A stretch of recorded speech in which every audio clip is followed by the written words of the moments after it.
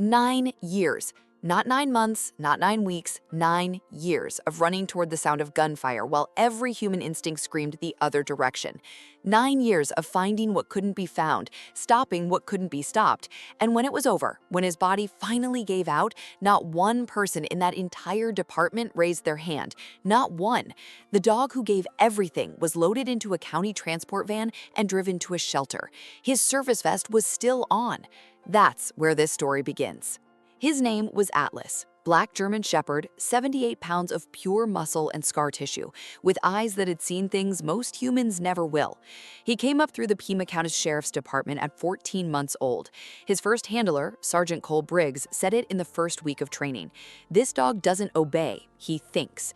For 9 years, Atlas and Briggs were the same person, split into two bodies. 4 narcotics operations, a kidnapping case, a 7-year-old girl pulled alive from an abandoned warehouse at 3:19 a.m., blood still fresh on the floor, Atlas tracking her scent through 400 yards of darkness. 2 warrant apprehensions where Atlas took the hit. There's a deep scar running along his right shoulder. 2021.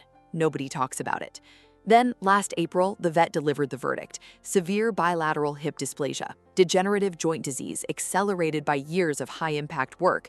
Atlas could still walk, he could still run slowly, but he could no longer perform. He was not broken, he was not dangerous, he was just done. Briggs, now remarried with 2 kids in a studio apartment in Tucson, couldn't take him. He stood in the parking lot after the retirement ceremony. There was no ceremony, just paperwork, with his hand on Atlas's head for 4 full minutes.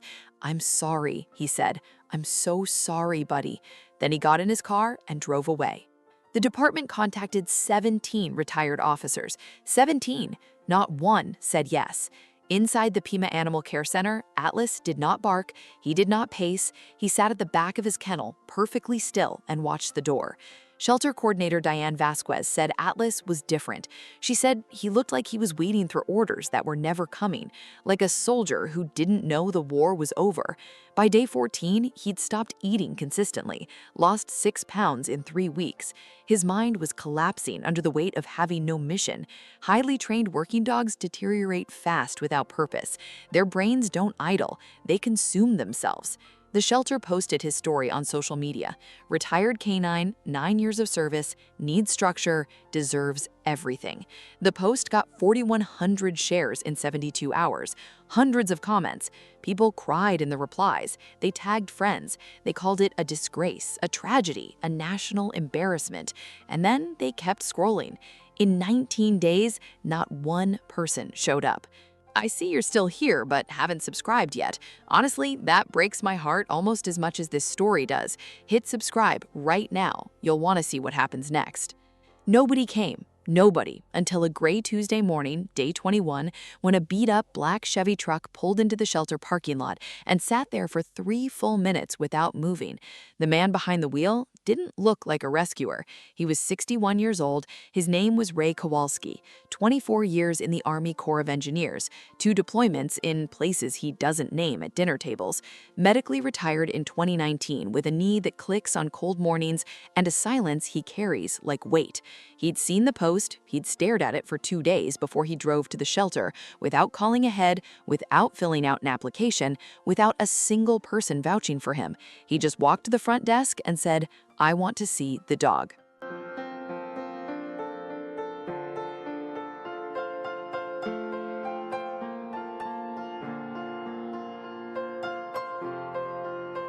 The staff hesitated. Protocol, background checks, screening processes.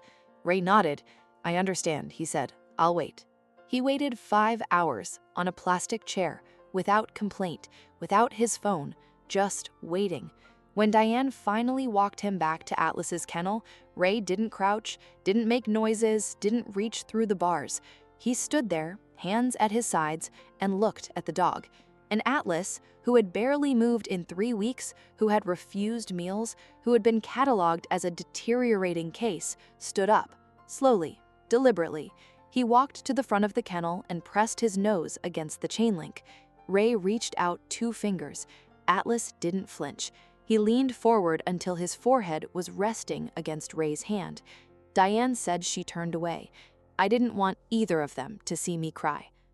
The paperwork took 55 minutes. Ray answered every question twice. He didn't rush, he didn't perform. When it was done, he clipped the leash himself, slow, careful, deliberate, and walked Atlas out through the front door into the gray morning light. Atlas didn't look back, not once. He walked directly to the passenger side of the black truck and sat down next to it, waiting, like he already knew. Ray opened the door.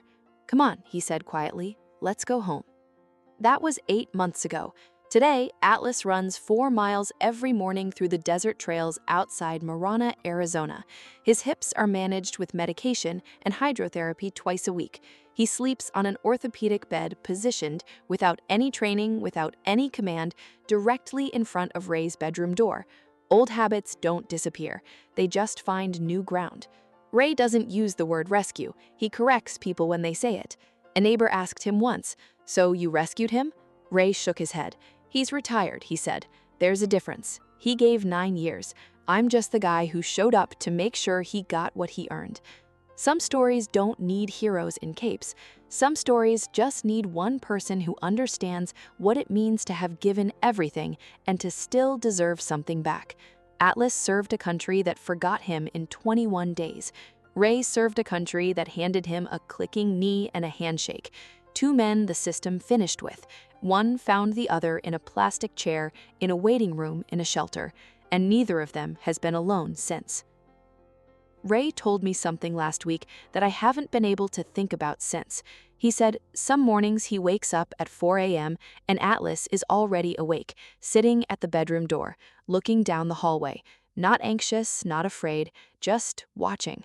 "I think he's still on duty," Ray said, "just for a different mission now." He paused.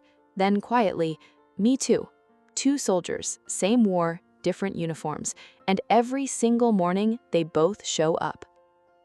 If you're thinking about adopting a retired working dog, do your research first. These animals are not broken. They are not dangerous.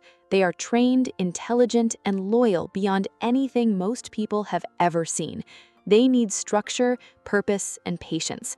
They need someone willing to meet them exactly where they are, because giving them a home isn't enough. Giving them the right home makes all the difference. Stories like this one deserve to be seen. You already know what to do. Did Atlas choose Ray, or did Ray choose Atlas? Is this instinct, or is it something that goes deeper than either of us can explain? Tell me in the comments.